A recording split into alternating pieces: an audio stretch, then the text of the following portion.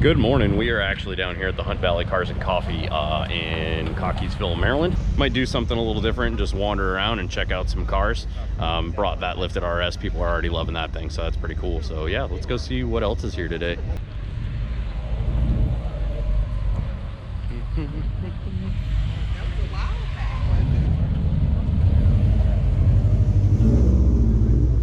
That's pretty cool. Actual GC WRX. Starting to see these more and more now that we can import them here in the States. Man, it's just super cool. And it's the details, stuff we didn't get. We didn't get the big badge. We didn't get the rear wiper. I don't know what that is. Some sort of a tax sticker or something. That's super neat. Oh yeah, this thing's great. Even bone stock. Fantastic. I love it. Why do all JDM cars have some silly radio in them too? That is just great.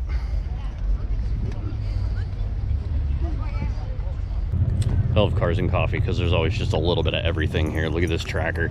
He's got a bed lined with a winch that could pull this thing. 12,000 pound winch and a 2,200 pound tracker. That's just fantastic. That old bug eye. Bunch of Mustangs, Vets, Range Rovers. I mean, it is just absolutely anything and everything. And it's great too because it's not the nicest of the nice cars. I mean, there's definitely some beaters here and some project cars. We got this Miata over here that's got some street signs for a rear splitter there, a rear spoiler I should say. Looks like he's repurposing some materials. That's just fantastic. I've always thought a British sports car would be cool. My dad had midgets and I think he had a Sprite. He had a Triumph Herald for a little while. They're pretty sweet. They all had about the same engine in it, whether it was a MG, Mini, whatever the case was. Most of them had this 4-cylinder in it. Looks like he's got a downdraft instead of the stock side draft SUs, which is pretty sweet. But I don't know. Something about 50-year-old wiring just terrifies me, so stay away from that. And then right next to it, Porsche. Love it. Absolutely love it.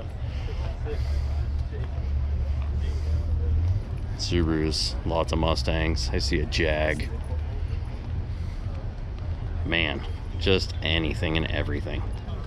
I don't know if I've seen that before. It's got a hardtop. That's pretty sweet. Stock SU side draft. Man, this thing's great.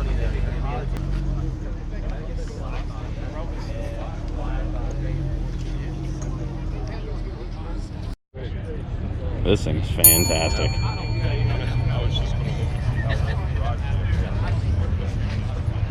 Yeah, love it. This is great. We got a bunch of vintage surf stickers, and then he kept the theme going on the inside. Look at that Boyd Coddington shirt interior. That is just fantastic. Oh yeah, CBR 900RR. This is my first bike. I had a 93 in 1997. Mine was the red, white, and blue color scheme. Not the red, white, and black, but I actually ended up getting the black wheels at one point and switching them on, and then did little things like the inside panel here is actually black on some of the bikes. Just little stuff like that. This thing's great. Fantastic. 94. Awesome. Fantastic. Look at this CRV. This thing is beautiful. It's got the chrome covers and the steps and the stickers and just every single accessory that you could get for this thing. Those are great wheels. They just fit the style so perfectly. This thing's wonderful. Super, super clean too.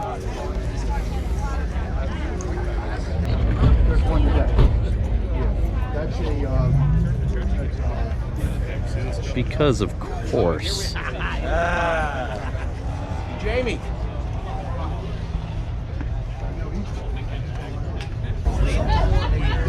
Look at this thing.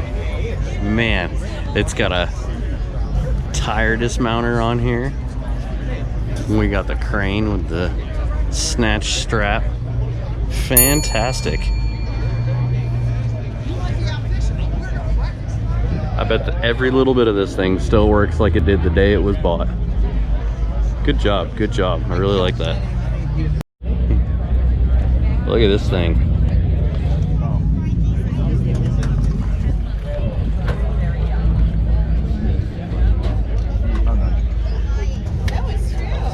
cylinders completely under the firewall.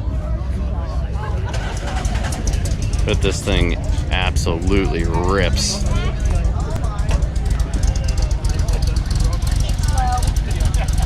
You know, one thing about the East Coast that I wasn't prepared for, hold that thought. So yeah, what I was gonna say actually is moving to the East Coast is interesting because there are a lot more European cars on this side of the world. It's closer to Europe. So growing up in California and Colorado, we didn't see a whole lot of classic British cars because they just didn't make it out west. So, but out here, there's just, they're a dime a dozen. So here's a TR6 Triumph. There's MGs all up and down here. It's really, really great to see these things still on the road. So people really take care of them because you can't get them again. I mean, that's it. They're here. This is something I've always wanted to build, actually, is a sand rail. I've always thought it would be tons of fun, not to build one, but maybe to like rescue one like this that's was built in the 60s and 70s Volkswagen style. You know, that's how these did. You actually, it was chassis, and then you just got the Volkswagen bits off of a Beetle and put it on there, and that's what you ended up with. But I'd really love to build one of these someday with a Subaru motor in the back and make it street legal, take it wheeling, take it racing, who knows. Look at that, a Pontiac Fiero that's still on the road. That's fantastic. Let's see, manual transmission. Let's see if she's a 4-cylinder, 6-cylinder. I don't know how to tell. GT, dual exhaust, no clue. Could have a North Star in it for all we know. I hope it does. That would be fantastic. Ranchero.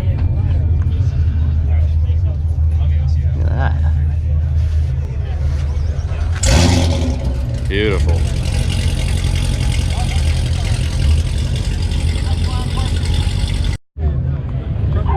Oh yeah. When was the last time you saw one of these in person? I don't think I actually ever have. Looking like right gauge.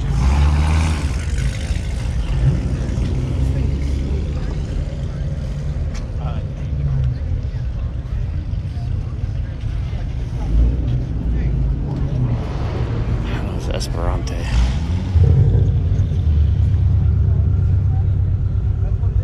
I mean, those probably aren't the easiest thing to see, but How can you tell? The way it looks.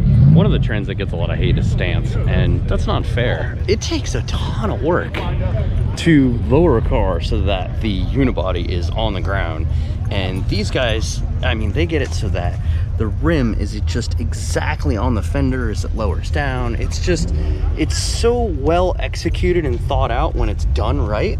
I just have a ton of respect for the work that it takes to get something so precise. Plus, it just looks absolutely fantastic on its face like this. Now, drivability, I don't know. I mean, I guess if it's on bags and you can air it back up and drive it around, but that's not the point. I mean, these things are made to look pretty and to park really, really, really hard, and they do such a good job with it. It's just really cool to see. Oh wow, look at that shifter. I don't know what that is.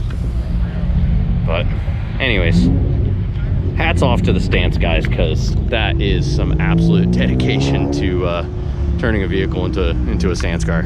Love it. Look at this monster.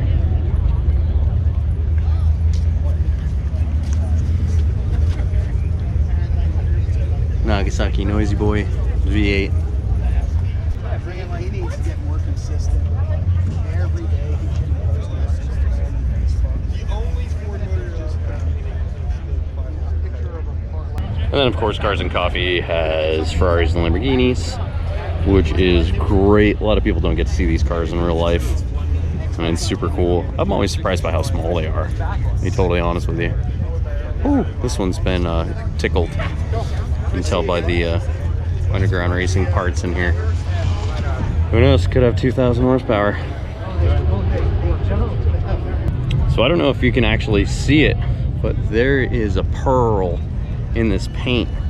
On the edges it pops, it's like purple. Really, really bright purple. Man, I'm really hoping that's showing up. That is beautiful. I wonder who painted this car. I wonder if it was IAG. We have the Tesla section. Here's a convertible one with black bumpers. Kidding, of course. This green is amazing. What a great color. And the hood is subtly different. That is super cool. Nothing there. That's great. What do we got? You don't know what you're working with until you see the back. 85D, dual motor, another 75D.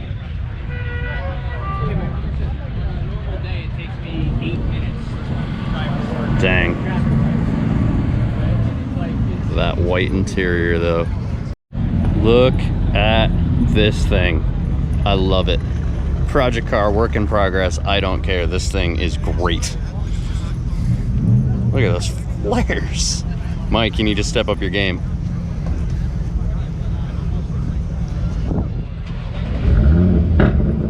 Ow, ow, look at the PCV that he did on the valve cover. That's cool. Ah, and this is just, well done. Well done, sir.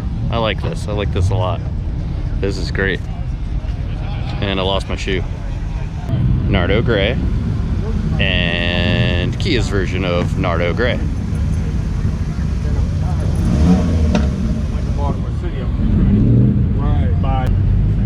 Brick. Turbo brick? Automatic brick.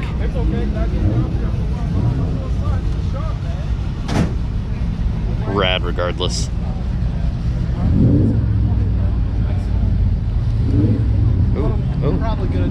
Oh, you know what? I saw this Saab on a back road the other day. And it snapped my neck because at first I was trying to figure out what it was, but the wheels gave it away. I always know what these cars are from the wheels.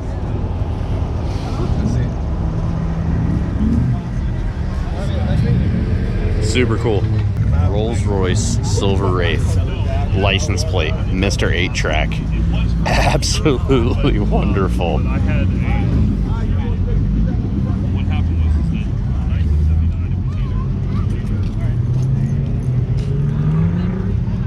It's really subtle. I don't know if you can see it, but the wheels are actually pretty close to body color too underneath the hubcaps there. Nice.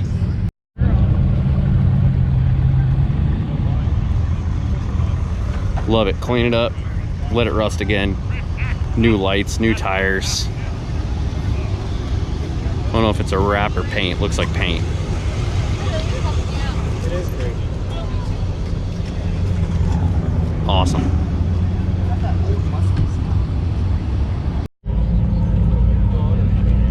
Jeez.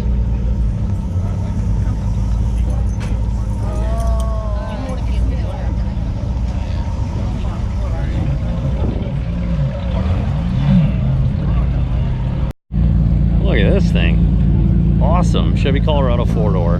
He's got track bars on the back, black wheels, extended studs, Hoonigan sticker.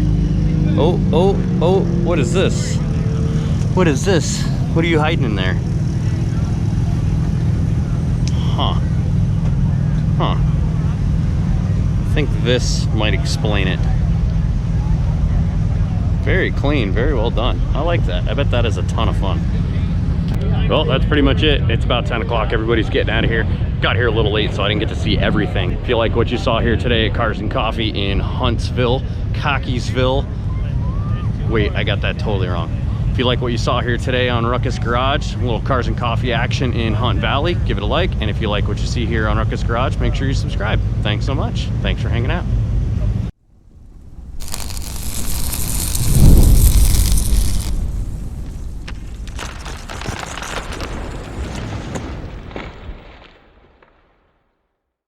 Bonus content, stuck in traffic behind the cars from Cars and Coffee. ZL1, and then that gray Stinger is ahead of that. And then there's a green thing up there. I don't know what that is.